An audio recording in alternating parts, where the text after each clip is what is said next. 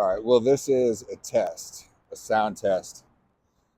It's loud out here, but we're going to talk about the idea of accountability. And first of all, thank you for subscribing to the channel. A lot of you are probably passengers that I've had in the Uber car. And we get into talking about what you do for a living, what else I do other than drive the car. And those have been really fun conversations when we have them. I mean, sometimes I drive people and we don't speak at all.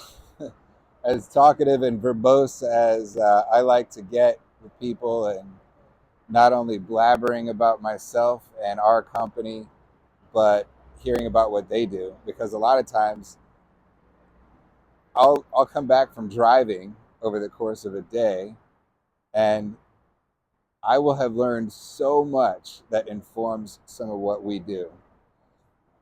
It's like a gift. I mean, I'll say, forget it. Thank you, God. You gave another gift to keep us motivated and to keep learning. Some of it is very specific, like industry related research. Um, so thank you if you have subscribed to that to this channel, either from me begging or you just came along it. Today we're going to talk about one of our company's values of accountability. We like to have a robust set of different content. All of it has something to do with one of our core values, and today is a value of accountability. And I was not sure what I was going to say about this and why it's so important. There's a lot going on politically all the time, but especially at this moment that we come up on a presidential election, the political discussions that we have, the things anger us. Here's what I find myself doing. I'll be angry about something. Somebody will say something that makes them sound really right because it's refined and it has a nice little point on it. Maybe it's from a team of writers on a comedy show. Maybe it's from somebody who's just pretty funny and pretty good on their Facebook page. And they say something that makes it seem like your political candidate preference is either stupid, misinformed, evil, you're no good for thinking that, or the list goes on and on. And so what happens after we read that, we feel a little bit of this tension, and we're like, my mind will go to like defend my own position mode, and I can feel that happening. And so I mull over, is this person right? Why did that strike me as offensive, what they said? And that brought me today to our idea of accountability, the value that I'm really proud of, that building this company from the get-go, the things that we want to teach in our products and platforms and content. Teach is the wrong word. The things that we want to hold on to, the mindset we want to dive into every project with, is accountability. And that's a personal accountability. So I got into it with an AI today. And the reason it's so big in the political sphere, in the like, where do you line up, on the left or on the right, to me the idea of personal accountability is something that pretty early on along in that process might lean somebody towards one way or the other. And so if I find myself at different times in my life valuing my own personal accountability less or more, I noticed those are times when I leaned a different way politically. When I was exploring ideas of how unjust and wrong a lot of things that were done and making my situation more difficult, times that I was younger, maybe like just getting into college, it was really stimulating learning like, oh my gosh, look at what these the big corporations are doing, or the history of the way our country was set up was actually really in favor of this group of people that were in power.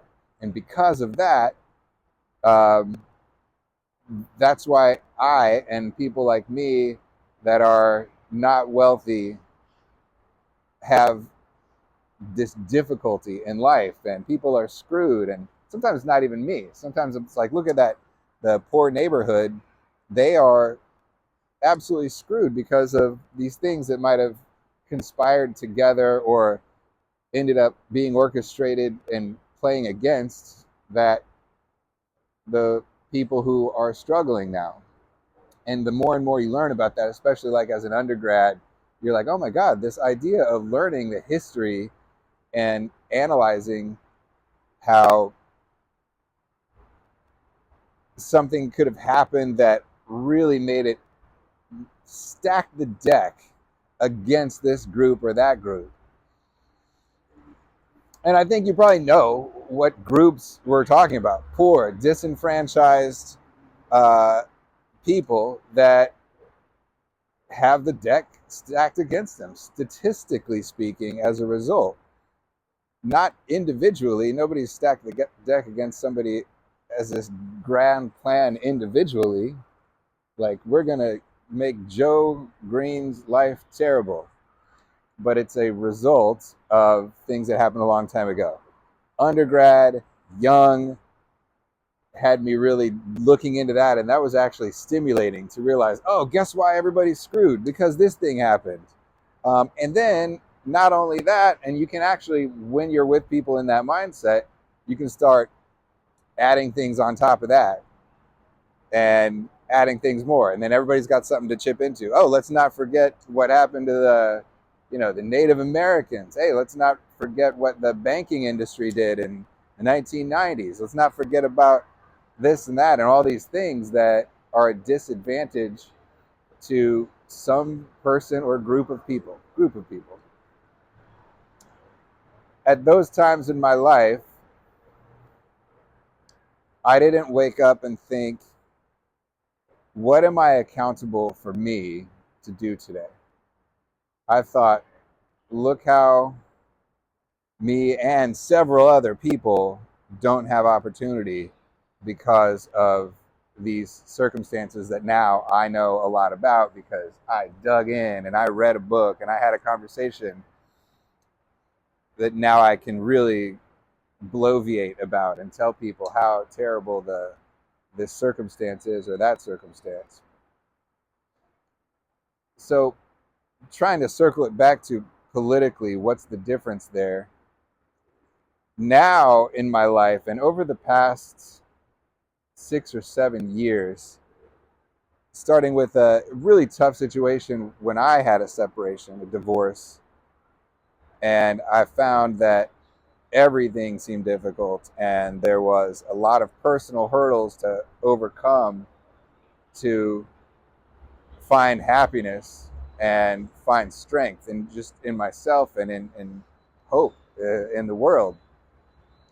And one of the core things that I came across in all of the motivational lectures I could hear, all the books that were uh, talking about people's journeys to empowering themselves, learning more, starting a business, getting in better shape, winning a championship of this or that, all types of those things, they had this one very, very significant concept at their core, and that was personal accountability. Like, they all really start and end there. So that's why the first value that I'm talking about on the new videos to put up on the channel page There's going to be other ones too. Curiosity is one. Science is another. Humor is another. But this first one is accountability, and it's relevant politically because I do believe that once you realize that you have not been personally accountable for yourself, you realize that you've been wallowing in misery or looking for external circumstances that are preventing you from things. Well, you hear everyone from Tony Robbins to Oprah Winfrey to Jim Rohn to pick your favorite athlete, Tom Brady, Kobe Bryant, favorite actor, Denzel Washington. You hear these over and over and over again that, hey, forget the circumstances that have been given to you. What can you do now, today? Did you wake up and analyze your situation of what could help you? Are you overcoming something internally today? Are you learning today? Are you keeping yourself positive today? You start hearing that over and over again. All of a sudden you realize, my God, there's a lot of time and energy that I put into not being accountable. I hope this isn't shaking too bad with that train. There's a lot that starts to affect you, and then you start to recognize in other people, and this is where it goes back to politically. You start to be a little suspicious of the idea whether you're going to hire somebody or have somebody on your team. You start to realize the slightest, most subtle comments that might indicate somebody is in the mindset that external forces are the thing that is keeping them or placing them in their circumstances. You can identify it. So if you're working with someone and you like them, I mean, there's people I've worked with that I'm like, I like that person. They're fun. They make me laugh. They're funny.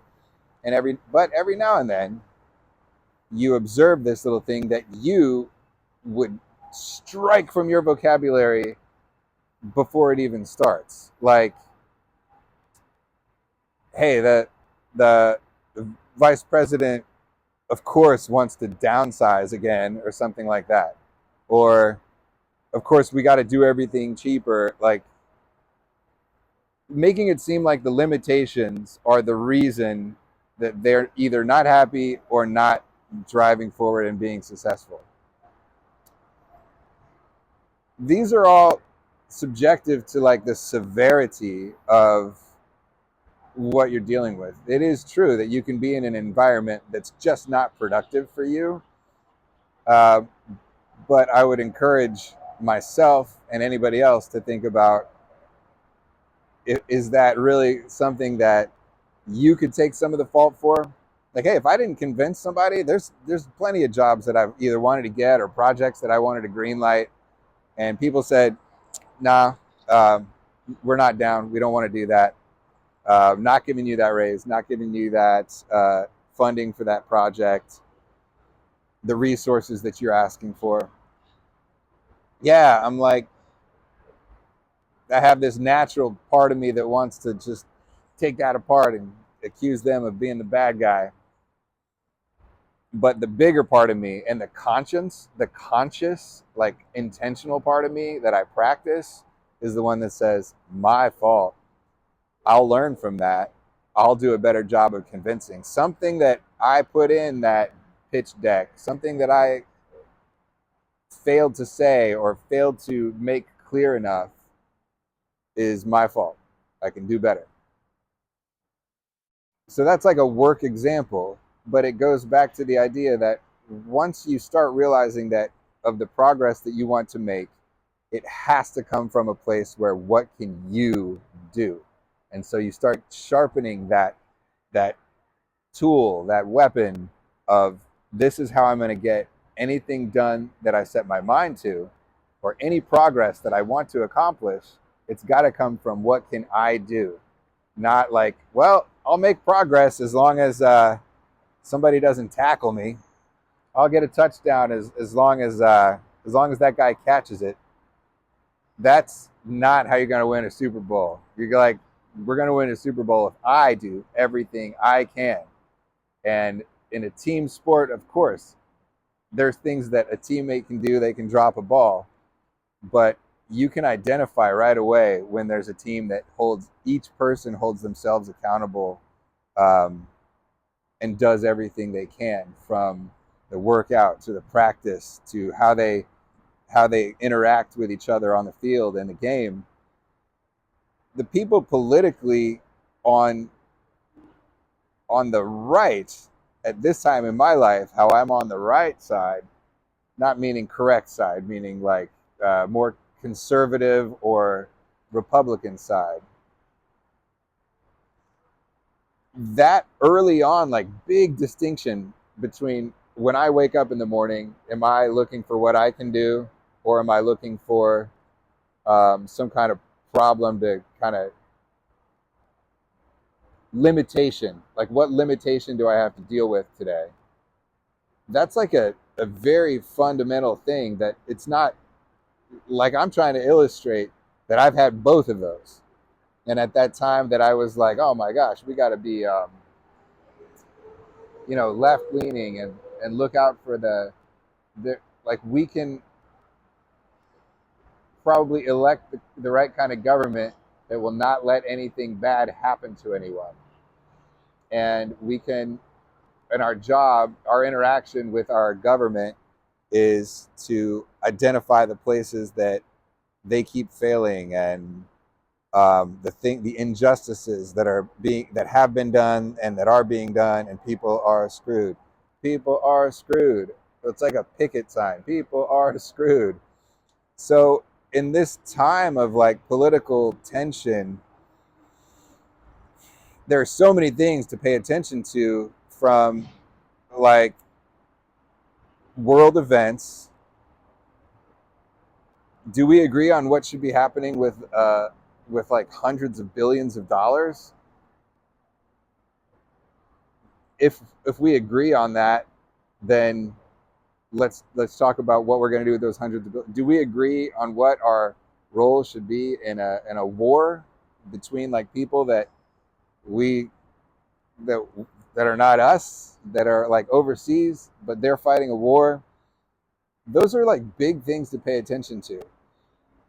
But another one that seems to be going on is like the personality traits or character, or um, even the the gesturing and speech and vocabulary and vernacular, if you will, of a candidate. Those things are like, to people that have made, they're going down the road based on like something very early on in the way that they think, like accountability. What candidate agrees with my really deep and important? It's not just like, I woke up and I'm feeling personally accountable for my life today. It's like those things are drilled into you, and you seek those out to refine it more, because of the examples that you've seen from those people I talked about, from the, the Kobe Bryants and the role models that have said like, hey, look how much work it takes if you really, really want to excel, and you really want to make it to the league, and you really want to be the best. Those types of things are like, you consciously get good at that.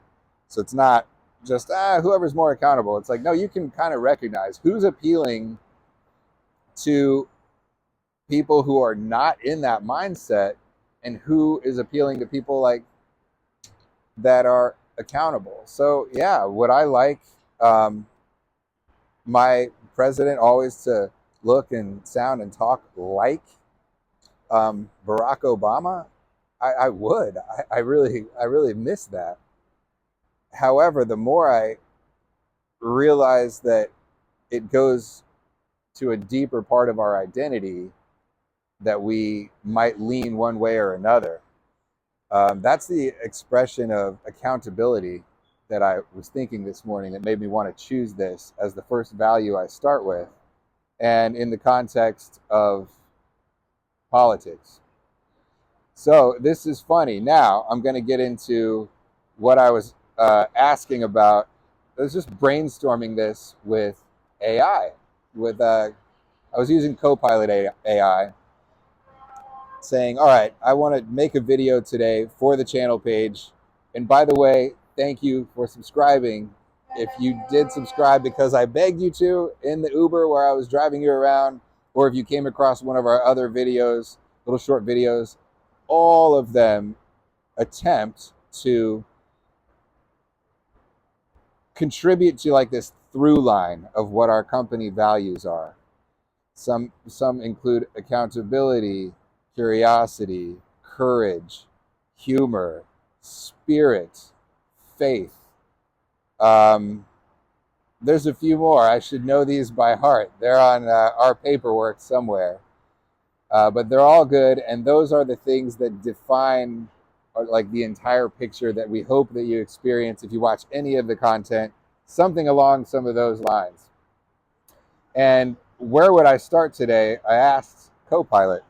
So the first thing, and this is really interesting because uh, I was like, should we call accountability a value or a virtue or a skill? I said, can you describe what accountability is? And then AI says accountability straddles a few categories. It's a value because it reflects an organization's or person's ethos and principles. It's a virtue in the sense that it's a moral excellence, something to be admired and aimed for. It's a skill because it can be developed over time.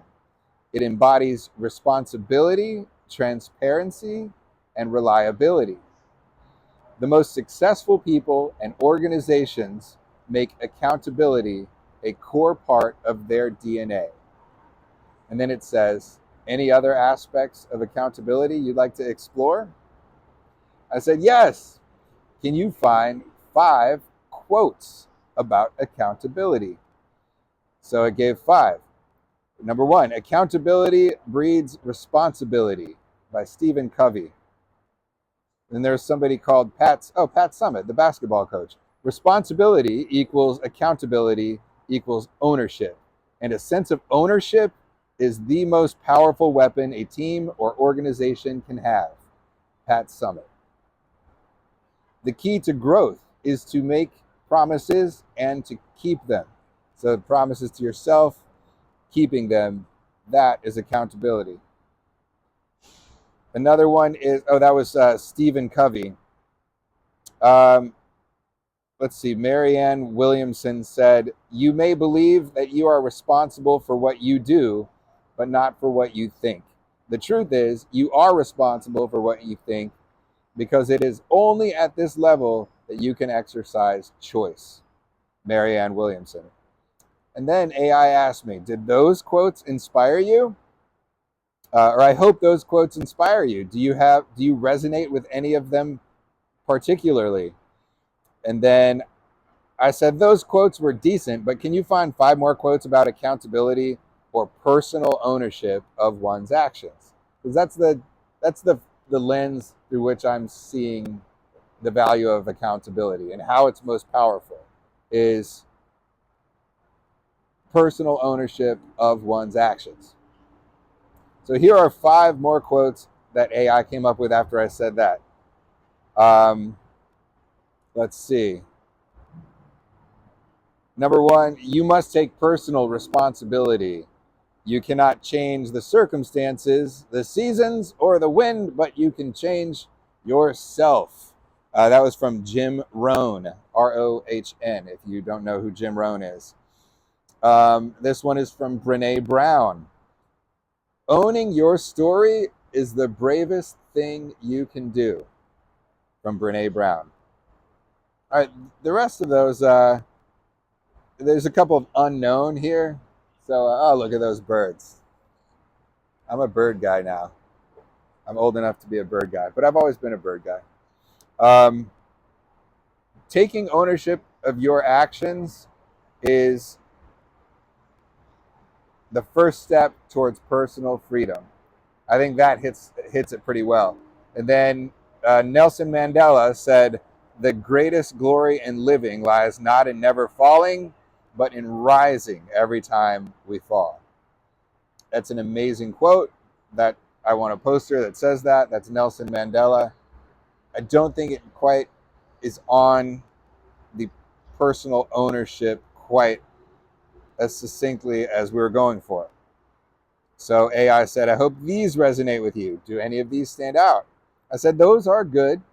It's interesting that none of them are from extremely famous cultural or literary icons. Nelson Mandela and Jim Rohn count, I guess. And when you talk to AI, you can say things like, I guess. That's what's so fascinatingly productive about it, is that it always seems like it's on your side. It can tell. Like, you're like, I guess. It can, like, determine that I'm not sure and that I'm digging for more from that. And it like, a lot of programs in the computer that we're used to, you have to be so direct. And yes, the more direct you can be, the more helpful with AI. But what's awesome about it is that you can be very conversational and make a lot of progress. So I said, Nelson Mandela and Jim Rohn count, I guess, but I'm referring to more iconic, like MLK, Shakespeare, Einstein, Sophocles, etc. AI says, I understand. Here are 5 quotes about accountability from some iconic cultural and literary figures. Here's one. It is wrong and immoral to seek the escape of the consequences of one's acts. From Mahatma Gandhi. Wrong and immoral to seek to escape the consequences of one's acts or actions. Another one, this is like hitting political. Wow, I was really taught. I grew up thinking like Barack Obama, amazing, just vision of a president. That's what we want. That's how I grew up with Ronald Reagan. Like, the dude just seemed like that's what a president looked like. When I got older, I realized how many people were panning him and trying to pin things on like Reaganomics and how he screwed so many people with like the war on drugs and things like that. I don't know. I went and rewatched, like as an adult recently, actually, the way that he spoke about some of the issues at the debates. The old debates were really productive and respectful, by the way. It's really interesting to go back and watch. Let's see, who would Ronald Reagan have been debating against? Hell, I can't think of it. It wasn't freaking Nixon. It would be way after that, right? Go watch Ronald Reagan, especially this one that was telecast around the world via satellite. They made a big deal of it at the beginning of this video on YouTube. It was like this is satellite. They would literally take questions that would have a little lag time from around the world, and they were talking and doing a debate. They were like taking turns answering questions from people around the world. It's really good. But it made you think that like, okay, I can go back to like believing that Ronald Reagan was trying his damn hardest and that he was holding himself accountable for those things, and he was a compassionate guy. Anyway, he says this, Ronald Reagan says this: we must reject the idea that every time a law is broken, society is guilty rather than the lawbreaker. Ronald Reagan said that. And he says every time. He said, reject the idea that every time a law is broken, it is society's fault. Because if you do that, you're like, oh man, that guy had a bad childhood. It's not his fault. It's society's fault. Well, you can have that sympathy. I think that the combination of that sympathy and the accountability is what should move us to. That's how we should define what we're going to do if we want to do well in the world. And that's one of the reasons for Not Just Ninjas and some of our products and our content is driven by the compassion and the understanding that society is the circumstances that made this bad situation and easy. Like, hey, it's understandable. I know why you broke that law. It doesn't mean that there's not consequences for it. So now if I really, really care, if that really, really drives what I do, I go into the world and I say, how can I use my skills? How can I use my voice? How can I use this or that to help within those circumstances? And it's usually not very productive to just shout and blame and take the accountability off of the next person who hasn't done anything, who hasn't robbed the 7-Eleven yet. You and that way you can possibly free them towards achieving the status that they want to achieve next, the next incremental step. So that was the Ronald Reagan quote, and my little sidebar into what I think about presidents and watching the debates throughout different eras.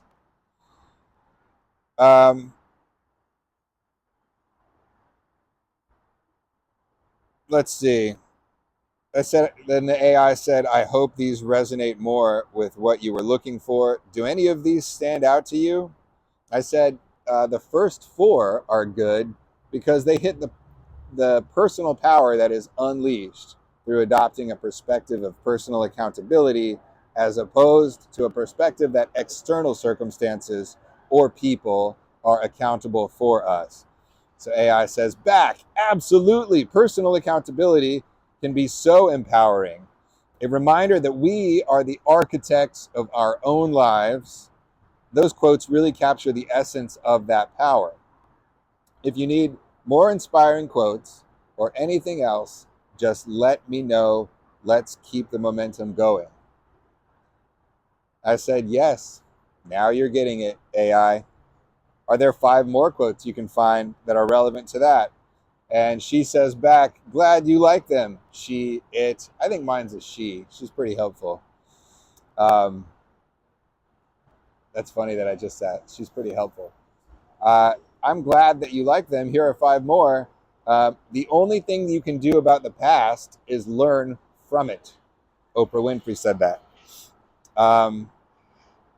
Oprah is a powerful individual who knows full well that power comes from within, and that begins with what can you do personally, accountable to yourself.